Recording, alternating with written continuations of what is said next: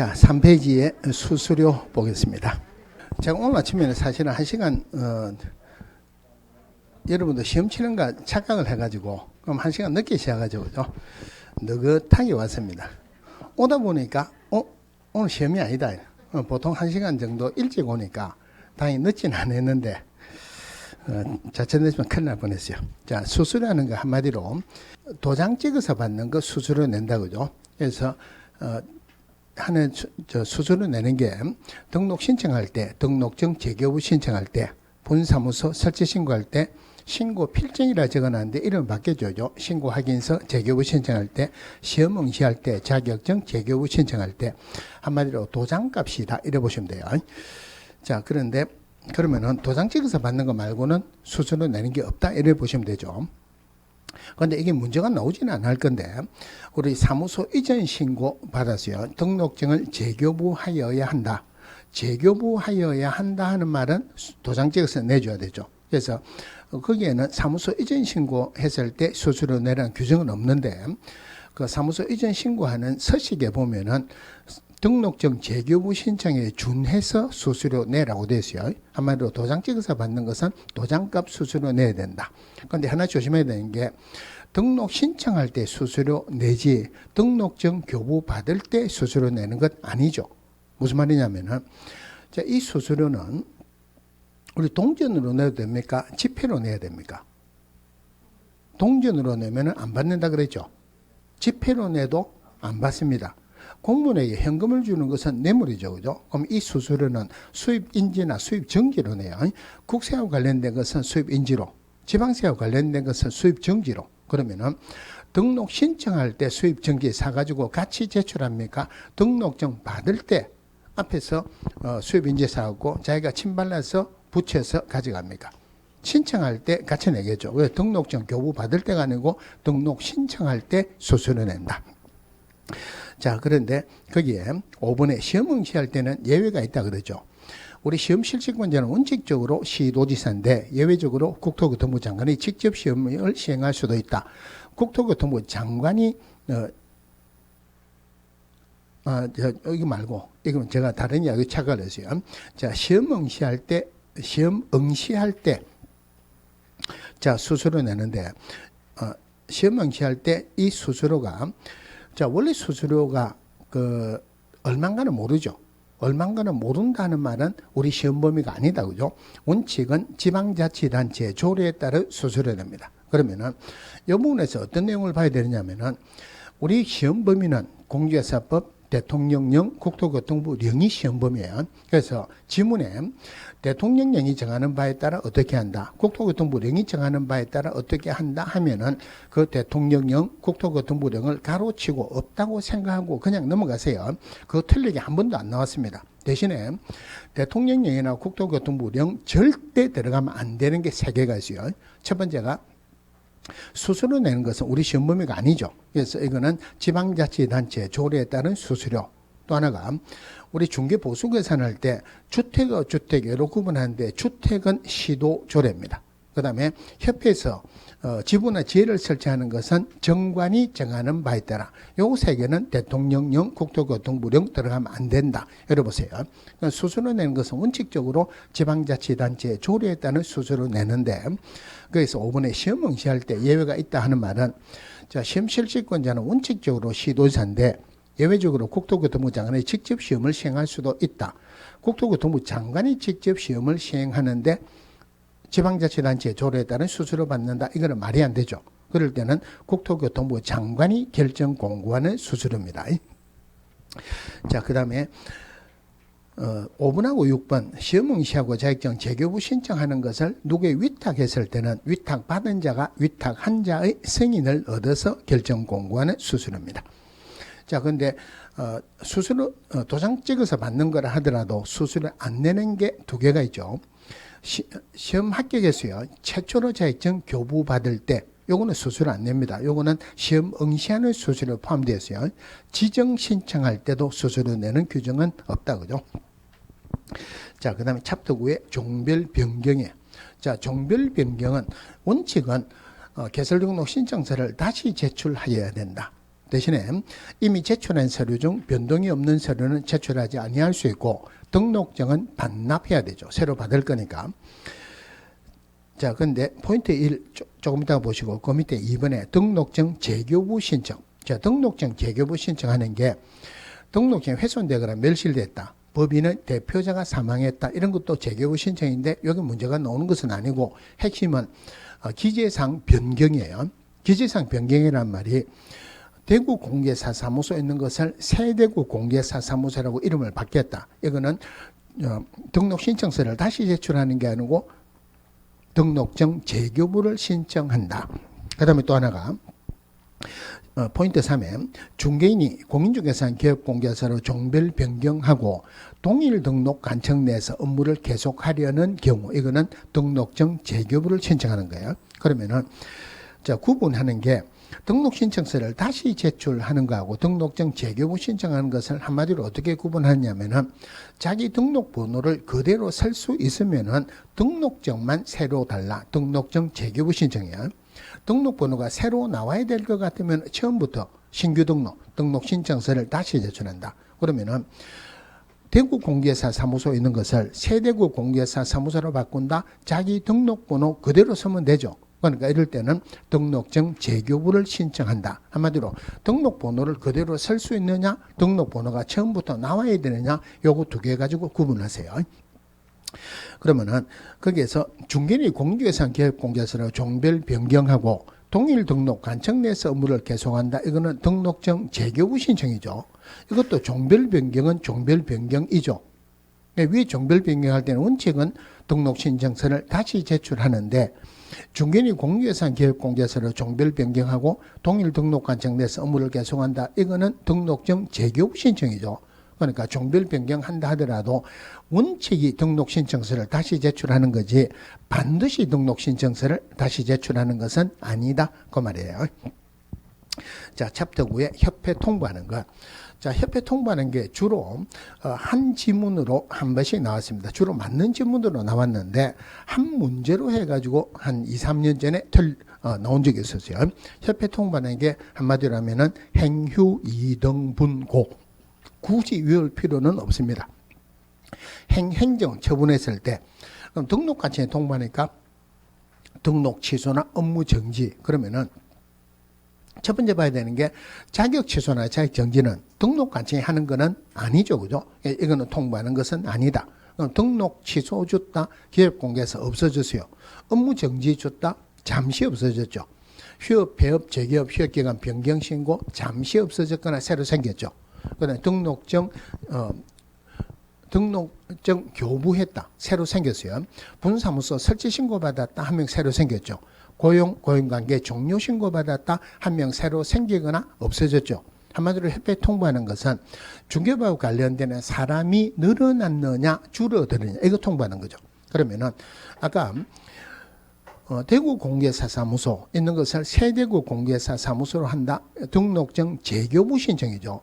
등록증 재교부를 했다 하는 말은 사람이 늘어난 것도 아니고 줄어드는 것도 아니죠. 그죠? 그러니까 결론적으로 등록증 재교부한 것은 협회 통보하는 것은 아니다. 이게 한 문제로 틀리게 나온 적도 있었어요. 사람이 늘어나거나 줄어들어서 통보하는데 통보하는 내용이 많다. 원래 공문에 하는 거는 7일이다. 7일 이내 해라는 말은 끈끈이 해라 이 말이에요. 끈끈이 하면 일이 많아서 다른 일을 못합니다. 그래서 이거는 한 달 모아가지고 한꺼번에 다음 달 10일까지 협회에 통보한다. 자, 그 다음에 등록의 실효입니다. 등록 효력이 없어지고 난 뒤에 중개업을 하면은 무등록자로 처벌받겠죠. 등록 효력이 실효되는 사유가 첫 번째가 폐업했다. 그리고 사망하거나 법인 해산했다. 등록 취소됐다. 등록 효력이 없어지는데 여기서 조심해야 되는 게 포인트 1에 사망하거나 해산하는 것은 자연실효입니다. 자동실효예요. 즉 사망하거나 법인 해산하면은 등록 취소되는데 이럴 때는 등록 취소 처분을 받아야 등록 효력이 없어지는 게 아니고 사망하거나 법인 해산하면은 자동적으로 등록 효력이 없어집니다. 그럼 등록 효력이 없어지고 난 뒤에 중개업을 하면은 무등록자로 처벌받겠죠. 자, 법인 해산했어요. 그럼 법인 해산하고 난 뒤에 등록 취소되기 전에 중개업을 했다. 이미 등록 효력은 없어졌죠. 무등록자로 처벌받겠죠. 그런데 이것보다 더 중요한 게 사망하거나 법인 해산하는 거 말고는 어떤 사유라도 등록 취소되는 사유가 생기면 등록 취소를 주겠죠. 이럴 때는 그 사유가 발생한 날로부터 등록 효력이 없어지는 게 아니고 등록 취소 처분을 받아야 등록의 효력이 없어집니다. 등록 취소 받았다는 말이 나오기 전에는 등록 효력은 그대로 살아있으니까 무등록자 아니죠. 그죠? 특별히 조심해야 되는 게 결격사유예요. 결격사유에 해당하면 등록이 취소되죠. 그러면은 결격사유에 해당하는 자가 중개업을 했다. 지금 등록 취소됐다는 말이 안 나왔죠. 그죠? 안 나왔으니까 무등록자 아니죠.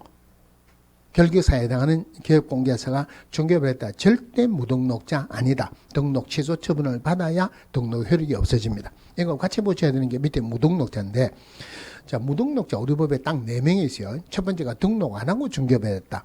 그다음에 위에 등록 효력이 소멸되고 난 뒤에 중개업했다. 즉 폐업하고 난 뒤에 중개업했다. 그다음에 법인 해산하고 난 뒤에 중개업했다. 등록 취소되고 난 뒤에 중개업했다. 4명이에요.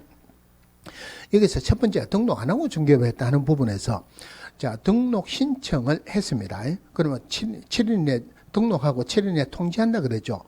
통지는 받았는데 등록증 교부받기 전에 중개업을 했다. 기업공개사입니까? 아닙니까? 통지를 받았다는 말은 등록은 했죠. 등록을 했으니까 등록증 찾아라고 통지가 나왔죠. 그죠? 등록을 했으니까 무등록자는 아닙니다. 등록증 안 받았으니까 등록증 개시 못한다. 100만 원의 과태료에 해당하지만 무등록자는 아니죠. 그죠? 대신에 등록 신청한 상태에서 중개업을 했다. 아직 등록했다는 말이 안 나왔으니까 그럴 때는 무등록자로 처벌받습니다. 자, 그럼 무등록자의 중개로 이루어진 거래 계약은 유효죠. 계약은 유효입니다. 그런데 어린이하고 나중에 금정에서 나올 건데 어린이하고 무자격자 간의 보수에 관한 약정은 무조건 무효라 그랬어요. 무효라는 말은 돈 지급할 필요가 없죠. 지급했다 하더라도 돌려받을 수 있다. 다른 말로 무등록자는 보수 청구권은 있다 없다? 보수 청구권 없다는 말이에요. 그리고 무등록자 우리 법에서 제일 못하게 하니까 벌이 제일 크다. 3년에 3천입니다. 자, 오른쪽에 결격사유. 결격사유 무조건 문제가 나온다 그랬죠. 자, 등록의 결격사유다. 그럼 등록의 결격사유다. 개념을 일단 잘 보셔야 돼요. 이 결격사유에 해당하는 자는 등록할 수 없다. 등록할 수 없다는 말은 기업공개사가 될 수 없다는 말이죠. 이 기업공개사 될 수 없는 결격사에 해당하는 자는 법에서 소속공개사도 못 되고 중개보조원도 될 수 없다 그랬어요. 다른 말로 하면 등록의 결격사이다 하는 말이나 기업공개사의 결격사이다 하는 말이나 기업공개사 등의 결격사이다 하는 말이나 똑같은 말이죠. 다르게 말하면 중개업무에 종사할 수 없다는 말이에요. 제일 먼저 구분해야 되는 게 공인중개사가 될 수 없는 자하고 구분해야 되죠. 그럼 자격 취소도 3년 동안은 공인중개사도 될 수 없고 등록의 결격사유에 해당합니다. 그런데 부정행위하고 5년 동안은 공인중개사가 될 수 없지 절대 등록의 결격사유에 해당하는 것은 아니다. 자, 첫 번째 1번에 피파 이게 무슨 말이에요? 미성년자, 피성년 후견인, 피한정 후견인, 파산 선고받고 복권되지 아니한 자. 자, 요 4명은 어떤 예외도 없이 결격사에 해당한다. 또 하나가 요 4명은 여기에서 벗어나면은 결격사에서 벗어나는 거지. 굳이 3년 있어야 결격사에서 벗어나는 것은 아니다. 그래서 경과 규정이 없다 이 말이에요.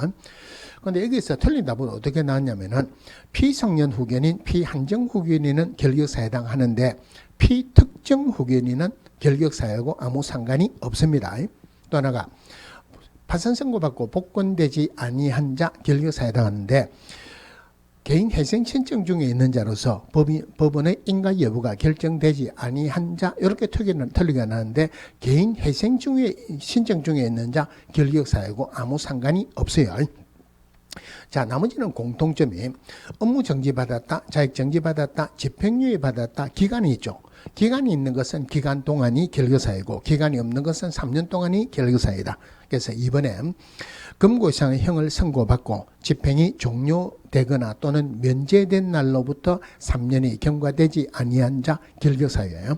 그런데 이 중에서 자, 나중에 벌금은 반드시 이 법이어야 되죠. 그런데 금고상형이나 집행유예는 어떤 법이라도 결격사에 해당한다. 너무 헷갈릴 수 있으니까 조심하시고, 여기서 틀린 답으로 나올 수 있는 게 1번 가석방은 집행 종료되거나 면제된 거로 안 봅니다. 가석방 되면 언제 되면 종료되느냐면은 잔여형기가 지나가야지 종료돼요. 그래서 가석방 되면은 절대 가석방 된 날보다 3년이 경과되지 아니한 자 결격사유 아니죠. 그죠? 잔여형기 지나고 또 3년이 지나가야지 결격사유에서 벗어납니다. 또 자주 나오는 게 특별사면은 결격사유에 해당하지만 일반 사면은 결격사유고 아무 상관이 없다. 언제든지 등록할 수 있다. 요거 1, 2 자주 나옵니다. 3번에 금고 이상형의 집행유예를 선고받았다. 집행유예 기간 동안이 결격사유에 해당한다. 예를 들어서 징역 3년에 집행유예 5년 받았다. 5년 동안이 결격사유예요. 여기서도 자주 나오는 게 집행유예는 결격사유에 해당하지만 선고유예는 결격사유하고 아무 상관이 없다. 언제든지 등록할 수 있다 이 말이에요. 4번에 자격 취소되면은 자격 취소된 날보다 3년. 5번에 등록 취소되면 등록 취소된 날보다 3년. 내려가서 6번에 이 법을 위반해서 300만 원 이상 벌금 선고받았다. 벌금 선고받은 날보다 3년 동안이 결격사유에 해당합니다. 그죠? 그런데 벌금은 300만 원 이상이 되죠. 200만 원이라고 틀리게 2번 나왔습니다. 그런데 이거보다 훨씬 자주 나오는 게 반드시 이 법이어야 돼요. 벌금이 이 법 말고 다른 법이면은 결격사유가 아니다. 그죠? 위에 포인트 6은 조금 이따 별도로 할게요.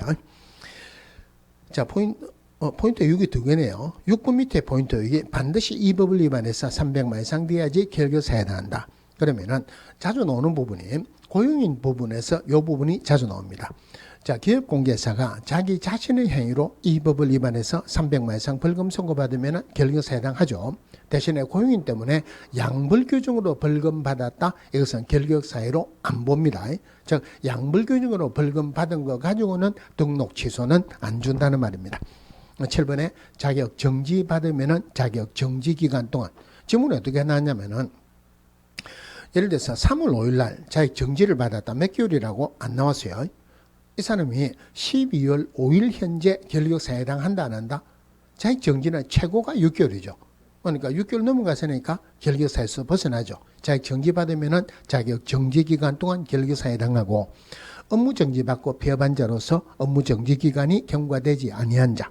그다음에 9번 업무 정지를 법인이 받았을 때는 법인의 임원이나 사원에게 그 업무 정지 기간 동안 결격사유를 주는데 법인에서의 문제의 핵심은 이거예요. 그러나 임원이나 사원은 그 회사를 전체적으로 관리하는 사람이에요. 그럼 업무 정지 받을 때 임원이나 사원이 관리를 잘못했습니까? 업무정지 처분, 업무정지의 사유가 발생했을 때 있던 임원이나 사원이 관리를 잘못했습니까? 사유 발생했을 때 있던 임원이나 사원이 관리를 잘못했죠. 이게 법인에서는 요 지문 꼭 보셔야 돼요. 업무정지 처분 당시의 임원이나 사원이 아니고 업무정지 사유 발생했을 때 있던 임원이나 사원이다. 10번에 결격사유에 해당하는 임원이나 사원이 있는 법인도 결격사유에 해당한다. 다만 2개월 이내 해소하는 경우는 그러하지 아니하다. 그러면은 포인트 9번에 포인트 9번 그 밑에 1번에 기업공개사가 결격사유에 해당하면은 등록 취소줍니다. 그 다음에 고용인이 결격사유에 해당하는데 2개월 이내 해소 안 하면은 업무 정지를 줍니다. 3번에 임원이나 사원이 결격사유에 해당하는데 2개월 이내 해소 안 하면은 법인 자체의 결격사유를 봐가지고 등록 취소 줍니다. 그러면은 등록 취소 준다, 업무 정지 준다, 등록 관청이 주죠. 그러면 결격사유에 해당한지는 등록 관청이 알아야 되죠. 행정 관청에서는 원칙적으로 위에서 밑으로 알아라고 내려주는 것은 없습니다.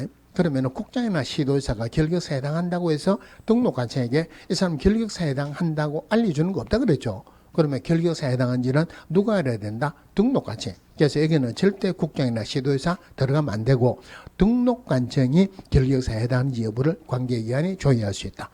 그러면은 기본적으로 행정처분이나 형벌, 행정처분이나 과태료 이런 것들은 자기 소관청에서만 부과합니다. 나머지는 대부분의 경우가 국장, 시도지사, 등록관청이 같이 다녀요. 그런데 국장이나 시도지사 절대 들어가면 안 되는 게 두 개가 있죠. 여기에서 결격사유에 해당한지 여부를 관계기관에 조회할 수 있는 건 등록관청이죠. 또 나중에 사무소 간판의 철거를 명할 수 있는 것도 오로지 등록관청이, 여기도 국장이나 시도지사가 들어가면 안 돼요.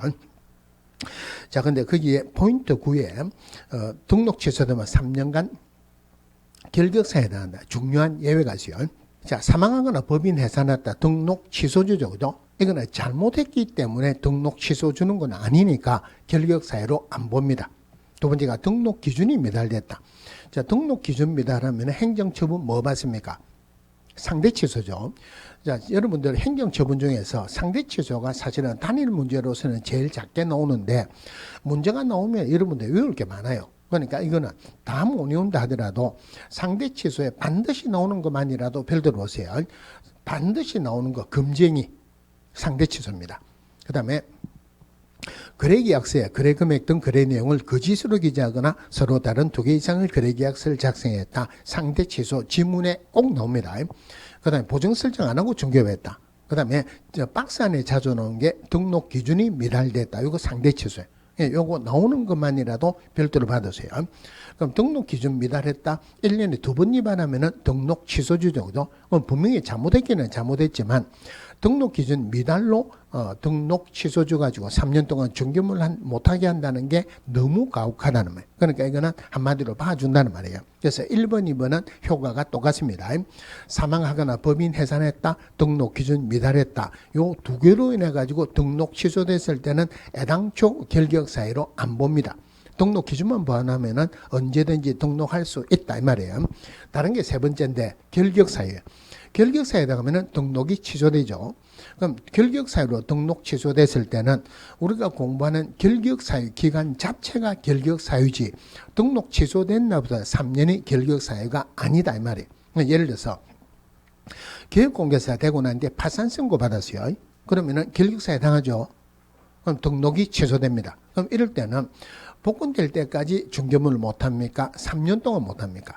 복권될 때까지. 그러니까 결격 사유로 등록이 취소됐을 때는 절대 등록 취소된 날부터 3년 동안이 결격 사유가 아니고 원래 결격 사유 기간으로 본다는 말이에요. 또 다른 예를 들면은 징역 3년에 집행유예 5년 받았다. 5년 동안이 결격 사유죠.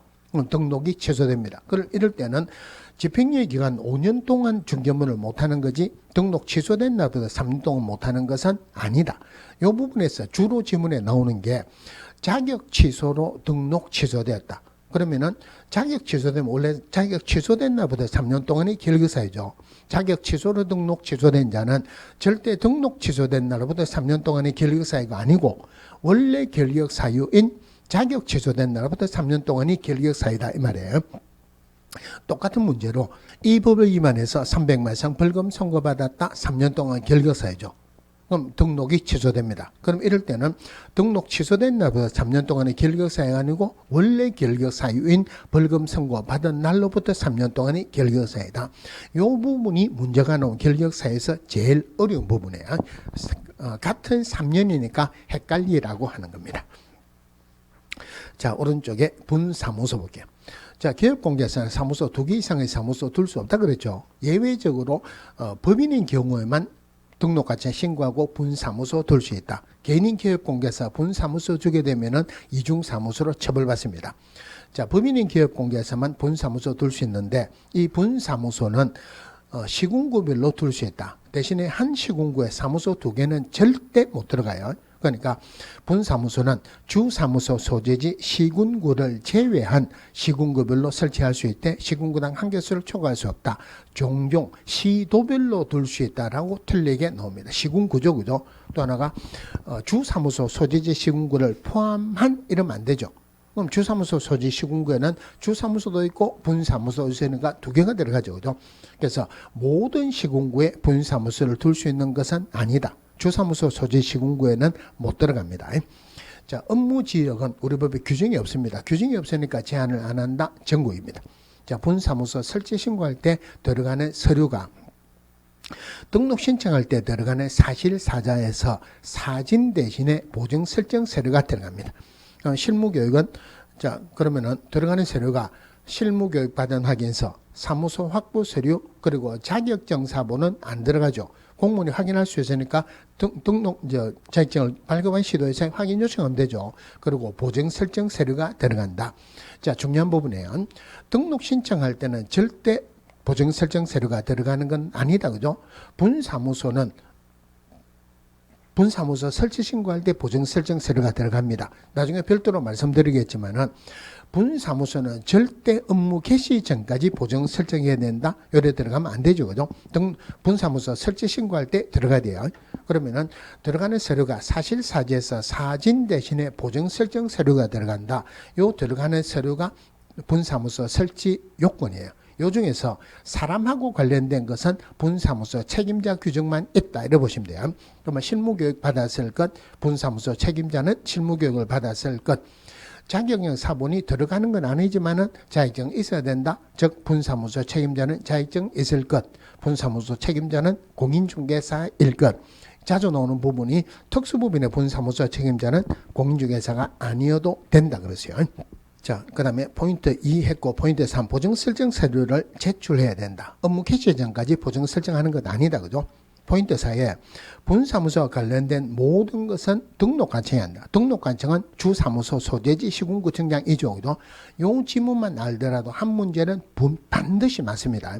분사무소 설치신고도, 설치신고 확인서 재개부 신청도, 분사무소 이전 신고도, 분사무소의 휴업이나 폐업 신고도, 분사무소 보증 설정 변경 신고도, 분사무소의 인장 등록이나 인장 변경 등록도, 분사무소와 관련되는 모든 것은 주사무소 소재지 시군구청장이 한다.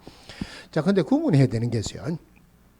우리 그 중개 보수 받을 때 제일 먼저 구분하는 게 주택이냐 아니냐부터 구분한다 그랬죠. 주택은 시도조례로 정합니다. 중개보수에서 제일 중요한 부분이 이 시도조례가 주택 소재지하고 중개사무소 소재지가 다르다. 뭐로 봐야 됩니까? 하나만 이어오자. 중개사무소 소재지 시도조례죠. 자, 분사무소에 대구에 분사무소가 있습니다. 주사무소가 서울에 있어요.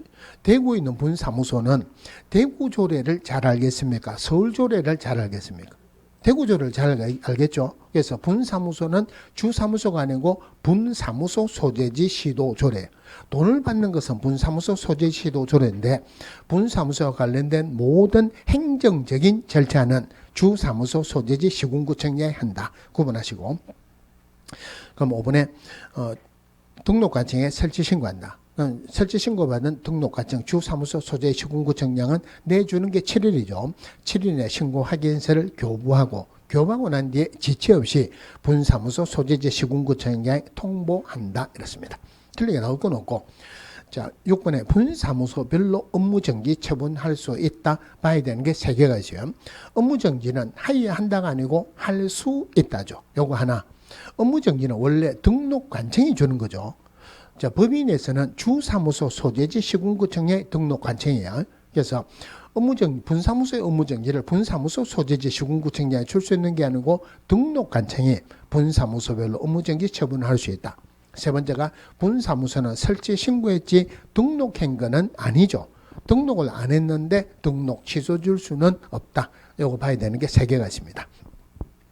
자, 공동사무소 문제는 안 나옵니다. 나오면은 지문 하나가 나와요. 자, 공동사무소 서는 데는 아무런 제한은 없습니다. 지역도 필요 없이 종별도 필요 없이 자, 공동사무소 서면 되는데 사무소만 공동을 하는 거지 안에 하는 것은 전부 다 각각 개인이 해야 돼요. 자, 근데 그 2번에 보시면은 1번에 공동사무소를 서려면은 기존 교육공개사의 사용 승낙서를 첨부해야 된다. 그러면은 자, 업무정지 기간 중에 사용 승낙서를 첨부해서 다른 교육공개사 공동으로 쓸 수 없다. 또 업무정지 기간 중에는 사무소를 공동으로 세우기 위해서 이전할 수도 없다. 다른 말로 업무정지 기간 중에는 다른 사람을 불러서도 자기 사무소에서 공동으로 서지 못하고 자기가 갔어도 다른 사람하고 공동으로 쓸 수 없다. 이 말이죠. 그죠? 그런데 포인트 1에 업무정지 받기 전부터 공동사용 중인 교육공개사는 제외한다. 둘이서 공동으로 쓰고 있는데 한 명이 업무정지를 받았다고 해서 나머지 한 명 보고 나가라 할 이유는 없다는 말이에요. 자, 업무정지 기간 중에 사무소 이전은 가능합니다. 공동으로 서기 위해서 이전하는 것은 안 되지만은 혼자서 서기 위해서 이전하는 것은 가능해요. 나오면은 지문 하나 정도가 나올 겁니다. 나오는 부분 아니고. 자, 그 다음 넘어가서 사무소 이전합니다. 자, 사무소 이전 신고 받았다. 기업공개에서 한 명 늘어났죠. 다음 달 10일까지 협회에 통보한다. 문둥표육의 사보자 하니까 100만 원의 과태료 중에서 30만 원짜리 해당합니다.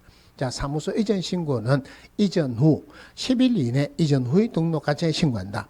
자, 이런 숫자가 나오면은 우리가 평소에 아는 숫자가 지문에 나오면 헷갈릴 수가 있어요. 헷갈리면은 스토리를 여러분이 자신이 만드세요. 제가 수업 시간에 자주 하는 이유가 헷갈리면 자기가 스토리를 만들어라라고 하는 거예요. 원래 공문이 하는 거는 며칠? 7일. 기업공개에서 하는 건 10일이죠. 예외적으로 7일 하는 거 2개 있었죠. 인장 변경 등록, 전속중개계약차 이럴 때 정보 공개. 요거 말고는 예외가 없죠. 그죠? 그러면은 사무소 이전 신고는 예외가 없으니까 10일이죠. 그래서 사무소 이전 신고는 이전 후 10일 이내 이전 후의 등록관청에 신고합니다. 그럼 원칙은 등록관청은 등록증을 재교부하여야 한다. 그런데 중요한 게 포인트 2가 동일 등록관청 내에서 사무소 이전했을 때 이럴 때는 등록증의 기재사항을 변경해서 교부할 수 있다. 오로지 동일 등록관청 내여야 돼요. 다른 말로 등록관청을 달리해서 이전했을 때는 무조건 등록증을 재교부하여야 한다. 이 말이죠. 자, 그러면은 등록증을 재교부하든지 등록증의 변경사항을 기재해서 교부하든지 간에 자기 등록증은 반납해야 되겠죠. 그래서 달라지는 서류, 사무소 확보 서류하고 등록증 첨부해서 사무소 이전 신고를 합니다. 자, 그러면은 이전 후의 등록관청은 이전 전의 등록관청에게 서류 송부할 것을 요청한다. 그럼 이전 전의 등록관청은 가지고 있는 거 다 보내면 되죠. 가지고 있는 게 첫 번째, 맨 처음에 사실사자 받은 등록 서류 있죠. 이전 전의 등록관청에 등록을 해줬다. 등록이라는 사전적인 의무는 공적인 장부에 기재한다. 기재된 공적인 장부가 있겠죠. 등록대장을 보냅니다. 근데 이거는 틀리게 나올 건 없고 행정처분상을 보내는데 최근 몇 년 이내? 최근 1년 이내. 틀리게 나오면 3년이라고 나올 거예요.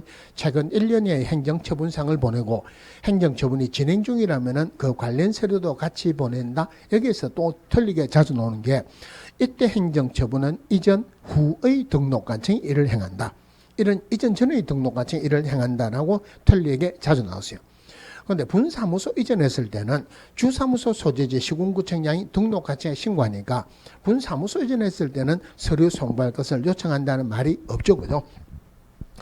자, 틀리게 2번이나 나왔는데 등록증은 사무소 이전 신고할 때 첨부를 합니다. 다른 말로 하면은 종전의 등록관청에서 등록증을 이전 후의 등록관청에 송부하는 것은 있을 수가 없죠. 송부하는 서류에는 등록증은 안 들어가요. 자, 사무소 이전 요것도 한 문제가 나오고 게시하는 의무. 자, 게시하는 의무는 문제의 종류는 2개예요. 첫 번째 게시해야 되는 의무가 있는 것. 첫 번째가 중개사무소 개설 등록증, 공인중개사 자격증, 보수율표, 보정 설정 서류 게시합니다. 주로 틀리게 나온 게 실무교육 받은 확인서. 여기 주로 틀리게 나왔어요.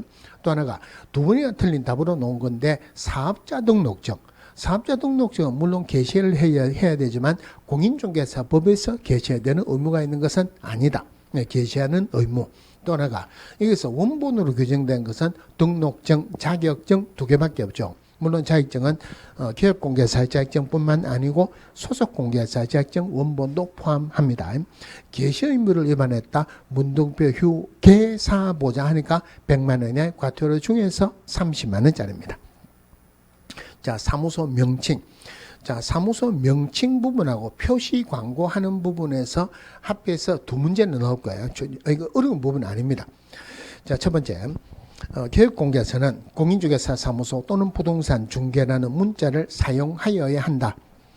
물론 이번에 기업공개사 아닌 자는 이런 문자나 유사명칭을 사용해서는 안 된다. 그러면 기업공개사 중에서 공인중개사 아닌 자 중개인은 공개사 사무소라는 문자를 사용해서는 안 된다. 그죠? 그러면은 기업공개사 위반한 1번 위반하면은 100만 원의 과태료. 2번 기업공개사 아닌 자가 위반하면은 1년에 1천이죠. 자, 그리고 3번에 기업공개사가 5개 광고물을 설치할 때는 등록증에 기재된 기업공개사 성명을 다른 사람이 인식할 수 있을 정도의 크기로 표시해야 된다.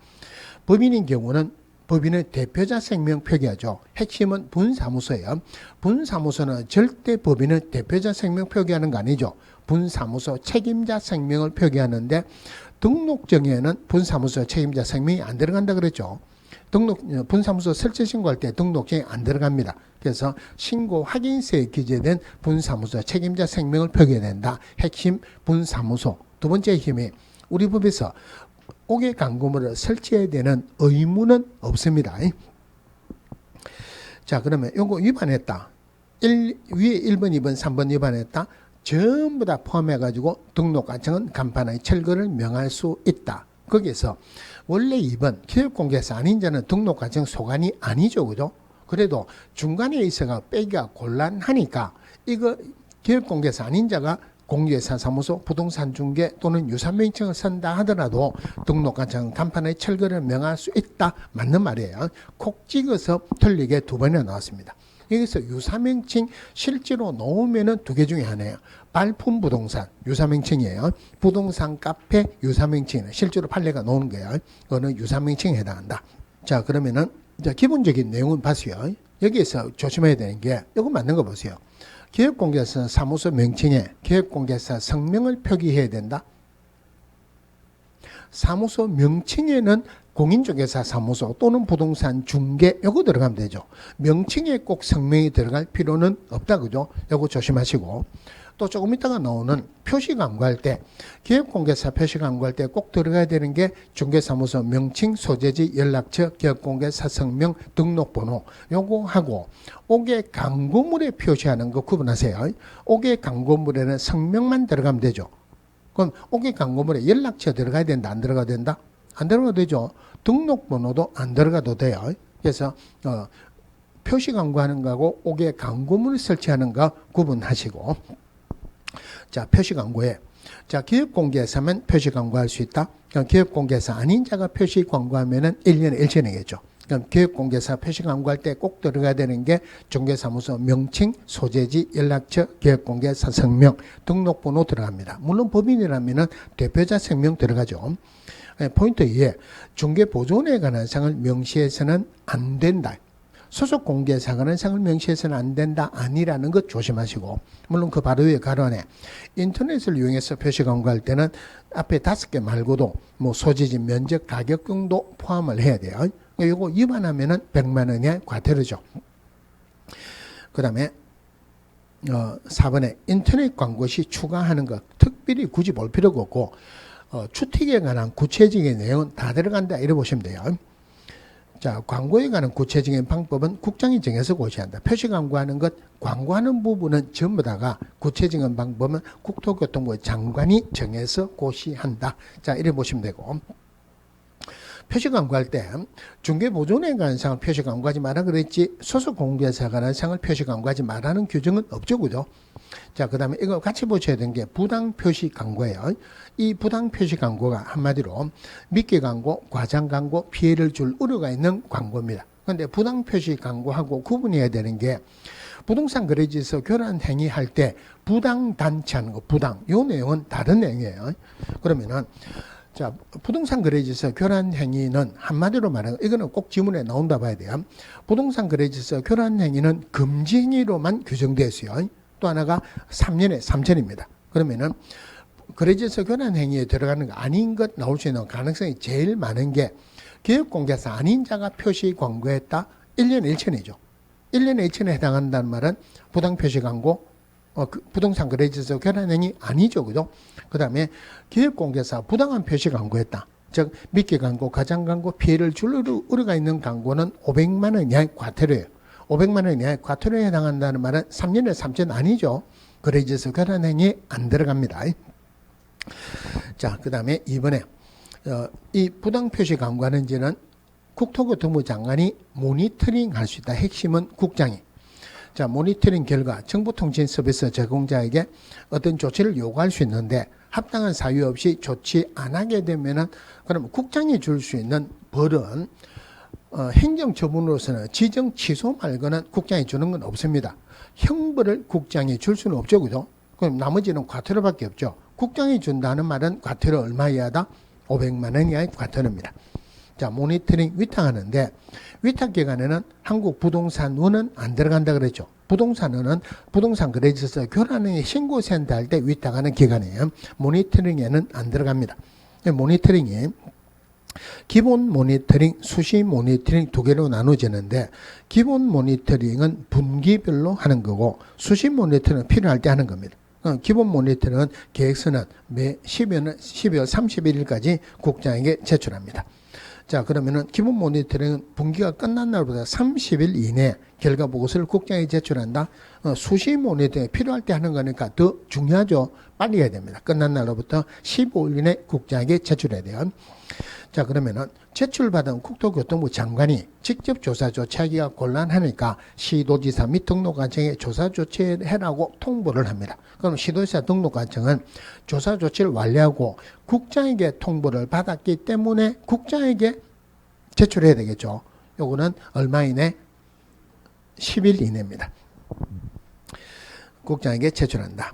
그런데 비교해갖고 부동산 거래에 있어서 교란 행위는 이거 국장이 한국부동산원에게 위탁한다 그러죠. 부동산의 신고센터예요.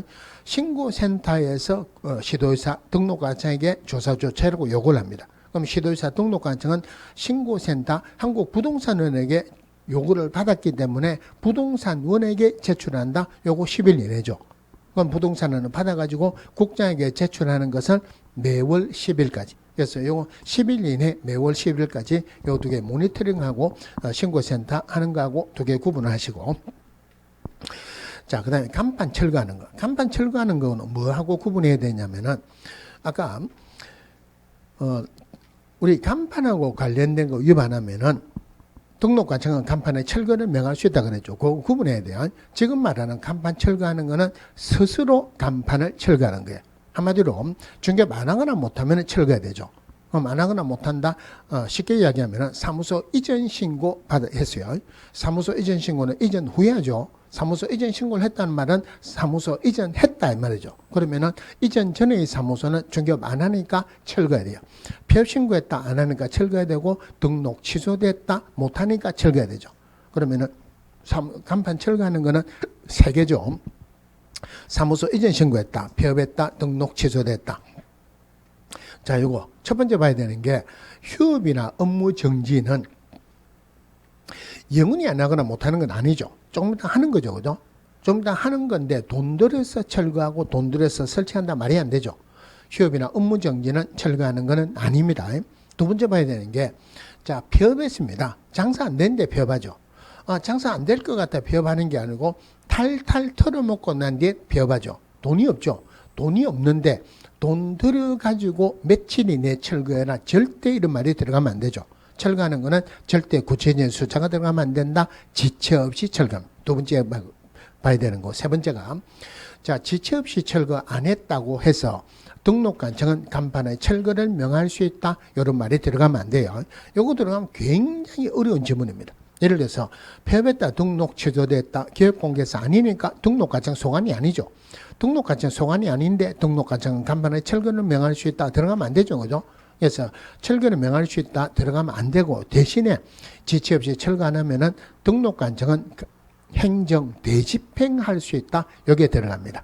자, 마지막으로 봐야 되는 게 적어도 공인중개사법에서 과태료는 자기 소관청에서 부과합니다. 그럼 등록 취소됐다, 폐업했다, 기업공개사 아니까 소관청이 없죠.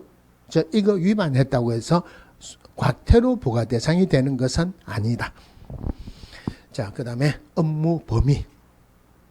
자, 첫 번째 지역적인 업무 범위는 중개인만 있어요. 사무소 소재지 시도입니다. 물론 사무소 이전은 전국을 할 수 있어요. 나머지는 전부 다 전국이에요. 공유재산 기업공개사, 공유재산 기업공개사, 법인은 기업공개사뿐만이 아니고 분사무소, 특수법인도 우리 법에 규정이 없기 때문에 제한을 안 한다. 전국입니다. 중개인만 업무지역이 시도죠.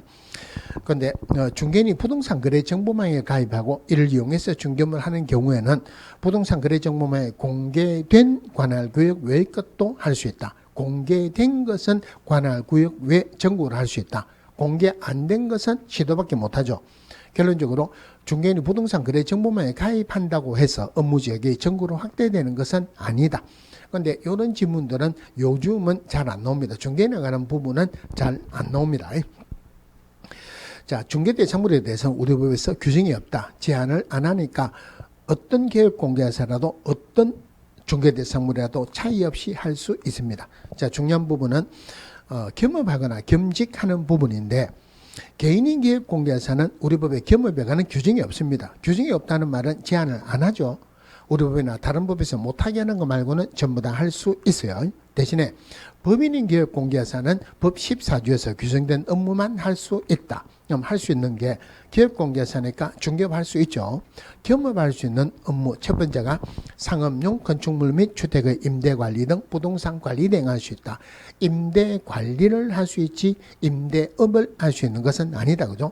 물론 대상은 상업용 건축물하고 주택만 할 수 있어요. 두 번째가 컨설팅 할 수 있다. 법에서 표현되기로 부동산의 이용, 개발 및 거래에 관한 상담, 컨설팅이라 하는데 요거 세 개가 나오면 좀 쉽습니다. 부동산 거래에 관한 상담, 이런 건 안 들어봤는데 안 들어본 건 아니죠. 부동산의 이용, 개발, 거래에 관한 상담 어떤 거라도 할 수 있습니다. 세 번째가 기업공개사를 대상으로 하는 중개업에 관한 경영 기법이나 경영 정보 제공할 수 있는데 중개업은 기업공개사만 할 수 있죠. 기업공개사만 할 수 있는데 기업공개사 아닌 자에게 중개업에 관한 경영 기법이나 경영 정보 제공한다? 이거는 말이 안 되죠. 그래서 핵심은 오로지 누구를 대상으로 기업공개사만을 대상으로 할 수 있습니다. 그런데 이거 할 때 꼭 보셔야 되는 게 포인트 3에 부동산 정보 제공에 관한 업무. 이게 우리 공인중개사 협회의 고유무에 들어가는 거로서 부동산 거래 정보망을 설치 운영한다 이 말이에요. 기업공개사를 대상으로 하는 중개업에 관한 경영 기법이나 경영 정보 제공할 수 있지 부동산 정보 정보에 관한 업무 즉 부동산 거래 정보망을 설치 운영할 수 있는 것은 아니다. 반드시 나와야 되는 지문인데 아직까지 답으로 한 번도 안 나왔습니다. 언제든지 나올 수 있어요. 4번에 상업용 건축물 및 주택의 분양등 이것도 자주 나오는데 오로지 상가구 주택만 분양 대행할 수 있다. 절대 토지, 공장 분양 대행할 수 있는 것은 아니다. 그죠? 5번에 이사업체나 도배업체 소개 알선할 수 있다. 핵심은 도배업체, 이사업체에 소개할 수 있고 알선을 할 수 있지 자기가 이사업, 도배업체를 운영할 수 있는 것은 아니다. 마지막으로 6번에 경매, 공매, 부동산에 대한 권리분석 및 체득 알선, 매수신청 대리, 입찰 신청 대리할 수 있다. 이 중에서 오로지 경매 부동산에 대한 매수신청 대리, 입찰 신청 대리할 때는 대부분 규칙에 정하는 바 따라 법원에 등록하고 그 감독을 받는다. 그러면은 공매하는 부분은 법원에 등록할 필요가 없죠.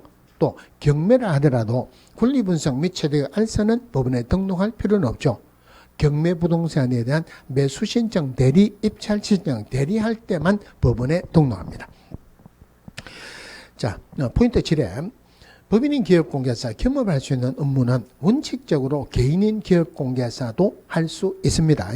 그런데 중개인은 경매, 공매 부동산에 대한 권리분석 및 체득 알선, 매수 신청 대리, 입찰 신청 대리 업무는 못합니다. 한 번도 지문에는 안 나왔는데 아까 권리분석 및 체득 알선은 법원에 등록하는 것은 아니라 그랬죠. 그죠? 그러면은 법원에 등록 안 하는 경매 부동산에 대한 권리분석 체득 알선은 중개인은 할 수 있다 없다? 할 수 없습니다. 이거는 법원에 등록하든 안 하든 6번은 전체가 중개인은 할 수 없다 됐어요. 이런 부분들은 어디에서 나오느냐 하면은 매수인정 대리 등록 신청할 수 있는 자는 오로지 공인중개사이거나 법인인 기업공개사만 할 수 있죠. 중개는 못하죠. 그죠? 또 공인중개사법에 보정 설정하는 거하고 매수인정 대리할 때 보정 설정하는 금액은 똑같다 그러죠. 그러면은 지역 농업협동조합은 매수인정 대리할 때 보정 설정 얼마 이상 해야 됩니까? 특수법인은 법인의 겸업은 할 수 없다 그랬죠. 그러니까 거기에 매수인정 대리 등록 신청할 수가 없으니까 보정 얼마 이상 설정해야 된다 말이 안 되죠. 중개인은 공인중개사 기업공개사에서는 공인중개사법에서는 중개인은 1억 원 이상 보정 설정해야 되죠. 중개인이 매수인정 대리 등록할 때 얼마 이상 보정 설정해야 된다? 이거는 중개인은 매수인장 대리 등록할 수가 없죠. 얼마 이상 보증 설정해야 된다 말이 들어가면 안 된다. 그죠? 자, 6개 중에서 마지막에 있는 경매 공매하는 것은 중개인은 못한다. 그럼 결론적으로 그거 말고 나머지 5개는 모든 기업공개사가 할 수 있다. 지문이 어떻게 나왔냐면은 법인이 기업공개사 겸업할 수 있는 모든 업무는 법인이 아닌 모든 기업공개사가 모두 할 수 있다. 틀렸죠, 그죠? 중개인은 경매 공매하는 것은 못합니다. 자, 또 이 6개, 법인인 기업공개사 겸업할 수 있는 업무 6개는 중개업은 아니에요. 중개업이 아니라는 말은 법정보수를 적용하지 않는다는 말이죠. 이 부분에서 100% 나오는 지문이 상가분양 대행하는 것 중개업 아니죠. 상가분양 대행하는 것 절대 법정보수를 적용 안 한다. 마지막으로 특수법인은 다른 법률의 규정에서 중개업 할 수 있는 법인을 말한다. 이 6개는 중개업 아니라 그랬죠. 특수법인은 법인의 겸업 업무 할 수 없습니다. 자, 그리고 겸업 업무를 위반했다. 첫 번째 겸이죠. 그러니까 상대 취소의 공정의 3회 정보권에는 겸업하고 법인의 겸업 업무를 위반하면 등록을 취소할 수 있답니다. 자, 고용인 나오는데 일단 질문부터 먼저 하고 할게요. 자, 고용인이 되기 위해서 고용신고 전 얼마 이내 실무교육을 받아야 됩니까? 1년 이내 받아야 된다 이러면 안 되죠. 그죠? 무슨 말이냐면은 지문에는 고용인이라고 넣을 수 있지만 우리가 문제를 풀 때는 소속 공개사냐 중개보조원이냐 반드시 구분을 하고 문제를 푸셔야 돼요. 자, 고용인 중에서 소속 공개사 되기 위해서는 실무교육 받아야 되죠. 중개보조원이 되기 위해서는 직무교육을 받아야 됩니다. 그런데 고용신고할 때 실무교육 받은 확인서, 직무교육 받은 확인서 첨부 안 합니다. 소속 공개사 고용신고할 때도 자격증 사본도 첨부 안 합니다. 그러면은 등록관청은 자격증을 발급한 시도회사에게 자기 여부를 확인 요청해야 된다. 고용신고할 때 첨부하는 서류가 없다는 말은 고용신고할 때 전자문서로 할 수 있다. 그죠? 자, 고용하고 난 뒤에 고용관계 종료 신고하죠. 그런데 우리가 문제를 풀 때는 거꾸로 생각하세요. 고용관계 종료 신고는 예외사항이 아니죠. 그러니까 고용관계 종료 후 10일 이내 신고합니다. 그런데 고용신고는 절대 10일 이내가 아니고 업무 개시 전까지. 여기 훨씬 중요합니다. 자, 이 부분이 문제가 나온다 하더라도 한 문제로 나오기는 어렵습니다. 그런데 한 문제로 나올 수 있는 게 근데 제일 밑에 4번에 고용관계 종료신고 10일인데 위반시 업무 정지예요. 고용신고, 고용관계 종료신고에 따라 사람이 늘어나거나 줄어들었죠. 협회 통보하는 거 맞죠? 요거 말고는 고 없습니다. 그럼 우리 법에서 해라는 걸 안 하면은 행정처분이나 과태료 무조건 줘요. 행정처분이나 과태료에 고 이런 거 없어요. 그러니까 별도로 안 나와 있는 것은 업무 정지에 기타 명령 위반으로서 1개월짜리 업무 정지에 해당합니다. 자, 넘어가서 5번에 고용인의 업무상 행위는 그를 고용한 기업공개사 행위로 본다. 자, 행위로 본다 하는 말은 추정한다, 간주한다 어느 게 맞습니까? 간주한다가 맞지 추정한다 아니라는 것 조심하시고 그 다음에 고용인의 모든 행위를 기업공개사 행위로 보는 거 아니죠. 그죠? 그래서 업무상 행위만 기업공개사 행위로 보니까 예를 들어서 고용인이 폭행죄로 벌을 받았다. 기업공개사 책임을 지는 것은 전혀 아닙니다. 그러면은 자, 고용인의 업무상 행위의 결과 어린의 재산상 손실을 발생시켰다. 그러면 기업공개사가 손실을 발생시킨 것으로 본다 이 말이에요. 그럼 이럴 때 기업공개사가 고의나 과실이 전혀 없다 하더라도 기업공개사는 손해배상 책임이 있죠. 그죠? 여기 지금까지는 답으로 제일 많이 놓은 거예요. 기업공개사가 고의나 과실이 없어도 손해배상 책임이 있다. 그러면 의뢰인은 기업공개사나 고용인에게 선택적으로 또는 연대해서 손해배상 청구합니다. 이것을 부진정 연대 책임이라 하는데 기업공개사 물어주면은 고용인에게 구상권을 청구할 수 있다. 그러면은 기업공개사가 손해배상 책임이 있다고 해서 고용인은 손해배상 책임이 없는 것은 아닙니다. 이것도 자주 나왔어요. 자, 그 다음에 4번은 조금 이따가 하고 포인트 4는 조금 이따가 하고 그 밑에 2번 형벌이 대상이 됐을 때 고용인은 징역 또는 벌금을 하죠. 그럼 기업공개사가 그 행위를 한 거로 보니까 기업공개사도 벌을 주는데 기업공개사가 고용인 때문에 징역을 받는 것은 너무 심하죠. 그래서 징역은 안 받고 벌금을 받습니다. 첫 번째 봐야 되는 게 증여는 안 받죠, 그죠? 그러면은 우리 법에서 자격 취소 사유가 자, 자격 취소 핵심이 나중에 하겠지만 세 개가 있어요. 자격 취소는 어떤 경우라 하더라도 자격을 취소할 수 있다. 무조건 틀렸죠. 자격은 취소하여야 한답니다. 두 번째 핵심이 정직하게 부양하자. 정지기간 중에 중점했다. 직징인데 두 번째 핵심이 이 법이란 말이 꼭 들어가야 돼요. 물론 이 법에서 징역형의 집행유예도 잘 취소됩니다. 이 법 들어가야 된다. 부정하게 처리했다. 양도 되겠다. 세 번째 핵심은 아까 했죠. 등록 취소, 이중 소속하게 되면은 교육공개사 이중 소속하면은 등록 취소죠, 그죠? 소속공개사 이중 소속하면은 자격 정지예요. 하지만 소속공개사가 자격 정지 기간 중에 이중 소속하면은 자격 취소다. 여기 세 번째 핵심이에요. 그러면은 이 법을 위반해서 징역형 선고받아야지 자격이 취소되죠. 그럼 교육공개사는 고용인 때문에 징역받는 경우는 없다 그랬죠. 그래서 결론적으로 교육공개사는 고용인 때문에 자격이 취소되는 경우는 없다 이 말이에요. 그것보다 더 중요한 게 자, 양벌규정으로 벌금을 받는데 교육공개사와 동일한 벌금형을 받는 건 아니죠. 해당 조에 규정된 벌금 받습니다. 그러니까 예를 들어서 고용인의 행위가 1년 이하의 징역 또는 1천만 원 이하의 벌금이라면은 1,000만 원 이하 벌금 받는다 500만 원 받을 수도 있죠. 교육공개사에게는 500만 원 주겠다는 말이 아니고 1년 1,000만 원 이하의 벌금을 주겠다는 말이에요. 여기는 징역은 들어가면 안 되죠. 그죠? 아까 했는데 이 법을 위반, 교육공개사가 이 법을 위반해서 300만 원 이상 벌금 선고받으면 결격사에 해당돼서 등록 취소되는데 중요한 부분은 교육공개사가 고용인 때문에 양벌규정으로 300만 원 이상 벌금 받았다 결격사유로 안 봅니다. 즉 양벌규정으로 벌금 받은 것 가지고는 등록 취소는 안 돼요. 자, 원칙적으로 양벌규정으로 벌금을 준다 그랬죠. 그런데 거기에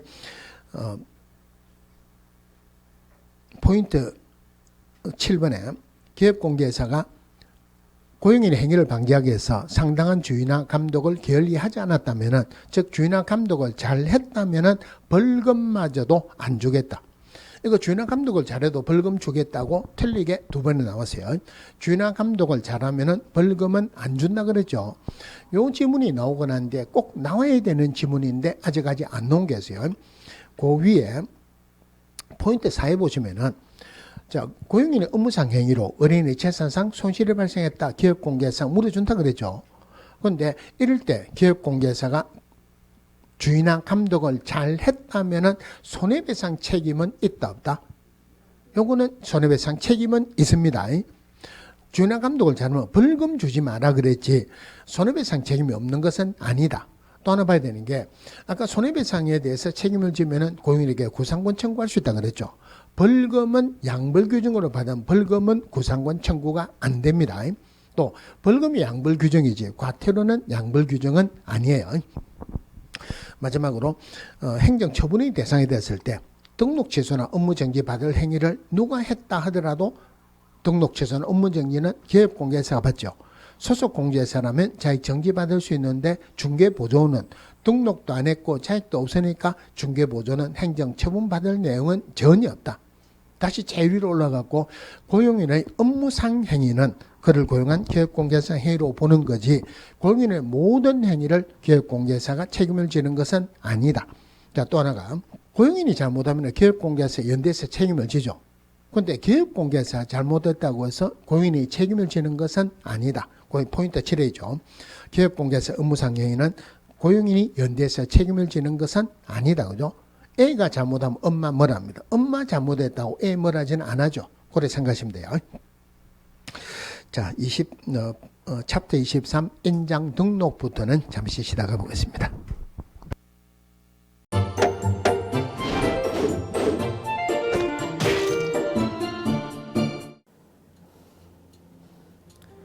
안녕하세요.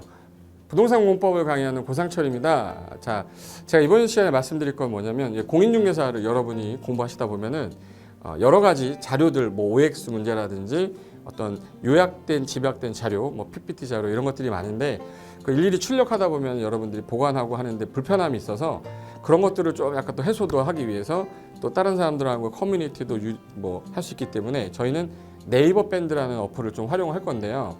그 네이버 밴드에다가 자료를 올려놓은 거를 내가 다운을 받고 내가 보는 방법에 대해서 알려드릴 테니까 이 부분에 대해서 제가 시작하는 거 똑같이 따라 하시면 설치부터 사용 방법까지 말씀드릴 테니까 그대로 따라오시면 됩니다. 자, 1단계 네이버 밴드 어플을 다운받습니다. 자, 그럼 네이버 밴드 다운을 어떻게 받냐? 자, 플레이스토어 우리 안드로이드 버전으로 갈게요. 그래서 플레이스토어를 누르시면 화면이 바뀌면서 지금은 이제 컴퓨터 화면을 제가 이제 좀 크게 보이게끔 해놓은 거라서 여러분 핸드폰에는 아마 맨 위에 여기 검색창이라는 게 있을 건데 여기다가 제목을 넣는 거예요. 제목을 뭐라고 쓰냐면 네이버 밴드 아니면 밴드 이렇게 쳐도 돼요. 밴드 치면 제일 상단에 나오죠. 그래서 이제 네이버 요 밴드가 요 초록 색깔 바탕에 B자예요. 밴드. 그래서 이제 여러분은 설치 누르시면 됩니다. 자, 2단계 그럼 네이버 밴드를 일단 들어가셔야 돼요. 들어가서 검색하기 전에 밴드 어플을 누르면 위측 상단에 이 돋보기 모양이 있을 거예요. 이 돋보기 모양을 누르기 전에 우리가 이제 검색을 해야 되잖아요. 누르시면 검색 컨트롤 가요. 여기다가 우리 공수모라고 치면 돼요. 공수모 치고 엔터 치면 이제 그동안 이제 우리 공수모 관련된 게 나올 건데 제일 상단에 있을 겁니다. 그래서 여기 네이버 33개가 밴드가 나왔는데 그 중에 여기가 1등이죠. 자, 그럼 이제 3단계 해당 공수모 밴드로 들어갔습니다. 그럼 들어가시게 되면 가장 첫 화면에 공인중개사 수험생 모임이거든요. 원래 그 수험생들만 위한 모임이기 때문에 시험 정보하고요. 어떤 자료들이 있어요. 뭐 OX 문제, 뭐 오지선다 문제, 그리고 이제 요약된 자료들 그런 거 공부할 수 있는 활용하는 어떤 밴드고요. 이 강의와 관련된 어떤 특강이 있다거나 할 때 공지사항 같은 거 그리고 지속적으로 교수님들께서 자료를 올려드릴 거기 때문에 요 관련된 자료 관련된 거 어떤 거 있는지 잠깐만 한번 보겠습니다.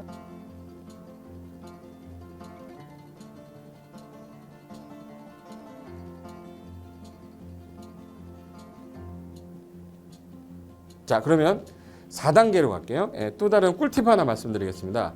모바일 1일 학습이라는 건데 핸드폰으로도 내가 하루에 짬을 내는 시간, 예를 들어서 전철을 타거나 버스를 탄다거나 화장실을 간다거나 할 때 1일 그 공부 학습 방법을 알려드릴 건데요. 메인 화면에서 위로 좀 올라가면은 모바일 1일 학습이라고 나올 거예요. 여기 있습니다. 모바일 1일 학습이라고 해서 시험 과목에 따른 문제가 나올 거예요. 그러면 여기를 올리시면은 여러분이 이제 그 시간 안에 이 문제에 대한 것을 읽어본 다음에 여기서 정답과 해설은 바로 보여지면 이거는 암기가 돼버리기 때문에 정답 해설은 맨 밑에 안 보이게 숨겨놨어요. 그래서 현재 밑으로 쭉 내리면 인지에 가서 쭉 내리면 요때 답이 나와요. 댓글이라는 게 있어요. 내가 쓴 거는 내가 확인할 수 있잖아요. 그래서 요 댓글 표시 보시면은 이런 거는 표정 좋아요 한번 눌러주는 거예요. 그럼 여기서 내가 좋아요 그러면서 뭐 선생님 사랑해요 해도 되고 좋아요 이런 거 눌러주신 다음에 그 다음에 밑으로 가면 이제 댓글을 쓸 수 있어요. 그래서 정말 궁금한 부분에 대해서 댓글 남겨주시면 확인이 되는 경우에 바로 답글을 올릴 수 있게끔 실시간으로 할 수 있을 것 같습니다. 자, 지금까지 과정과 같이 공수모 밴드예요. 공인중개사 수험생 모임 밴드를 줄여서 우리 공수모 밴드라고 하는데 이렇게 가입하시면 여러 가지 자료들 업데이트되는 거, 개정되는 부분 신속하게 받아들일 수 있기 때문에 아마 여러분 학습하는데 도움이 많이 될 겁니다. 그래서 꼭 가입하셔서 좋은 자료도 받고 매일매일 학습하시면서 도움 되셨으면 좋겠고요. 자, 여러분의 합격을 진심으로 기원하겠습니다.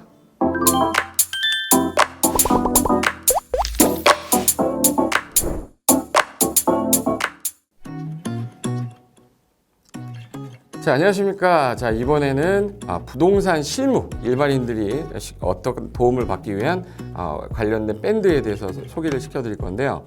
일단은 검색창에다가 365 부스라고 치시면 돼요. 365 부스인데 365일 부동산 스터디라는 밴드예요. 네이버 밴드인데 요 365 부동산 스터디라는 밴드 일단 클릭하시면 현재는 이제 4만 명 정도 되는 밴드인데요. 우리가 일반인들이 어떤 부동산 정보를 습득하는 데 있어서 이 정보를 얻기가 되게 쉽지가 않습니다. 내가 어딘가를 뭐 찾아본다고 해서 잘 찾을 수 있는 것도 아니고, 그리고 어떤 전문가들이 하는 말들이 이 친밀성이 있는 건지 아닌지에 대해서도 우리가 잘 뭐 믿을 수가 없는 거기 때문에 그런 정보를 그래도 좀 손쉽게 찾아볼 수 있게끔 저희 이제 이 밴드에 구성된 전문가들이 정보를 좀 제공해 주는 거기 때문에 아마 유용하게 활용할 수 있을 거고요. 내가 부동산 중에 토지를 좀 알고 싶다, 또는 상가를 좀 알고 싶다, 또는 나는 내 집 마련을 위해서 청약이 좀 궁금하다. 근데 그게 솔직히 어디 가서 물어보거나 어떤 정보를 찾기 쉽지 않아서 그것 때문에 만들어진 밴드라고 보시면 돼요. 그래서 365일 내내 부동산을 어떤 공부한다는 취지로 밴드에 들어오셔서 질의응답도 하시고 궁금한 사항에 대해서 뭐 예를 들어 문의를 하시면 저희가 관련된 정보를 또 제공해주는 그런 밴드라고 보시면 되겠습니다. 어떤 밴드냐면 한번 보시면은 지금 현재는 뭐 공지사항이 제일 먼저 나올 건데요. 이 공지사항은 기존에 있던 오프라인이 어떤 강좌가 있으면 그 강좌에 관련된 거 뭐 세미나라든지 그래서 평소에 이제 우리가 이제 접하지 못했던 강의들 있죠. 이렇게 진행이 된다라는 거 공지를 좀 하는 그런 내용들이고요. 하나 좀 더 올리면 자 이제 우리 교수님이에요. 교수님 중에 상가 교수님이 최근에 예를 들어서 법이 바뀌었어요. 법이 바뀌게 되면 최근에 바뀐 법이 이런 바뀐 법이 있으니 중개업을 한다거나 투자를 할 때 좀 유의해서 알아보시면 좋겠습니다라는 거를 올려놓을 거예요. 기존에 올려놓은 자료가 있으면 또 찾아보시면 되는 거니까 이렇게 해서 계속 밴드에서 소식을 받으시면 실전에 굉장히 도움을 많이 받을 거라고 예상합니다. 부동산 관련된 내용 중에서 하나 더 보시면 이제 랜드프로에서 직접 우리 프로그램 만들고 있어요. 그래서 부동산 까발리기, 부동산 부티크 뭐 이런 TV 관련돼서 부동산 팁 있죠. 예를 들어서 청약을 받아야 되냐 말아야 되냐, 지금 강남권 아파트를 투자해야 되냐 말아야 되냐, 이런 정보를 쉽게 여러분들이 접하지 못하기 때문에 그런 관련된 것들을 시대에 맞게 흐름에 맞게 부동산 시장이 이제 요동치면 내가 지금 집을 팔아야 되냐 사야 되냐 그런 것들에 대해서 신속하게 정보를 들을 수 있는 밴드니까 시간이 나실 때마다 자주 들어오시고 저도 자주 들어가서 좋은 정보 남겨드릴 테니까 자주 들어오시기 바랍니다. 저는 부동산 공법하고 부동산 토지 투자를 강의하는 고상철이었습니다. 자주 밴드에서 뵙도록 하겠습니다. 자, 수고하셨습니다.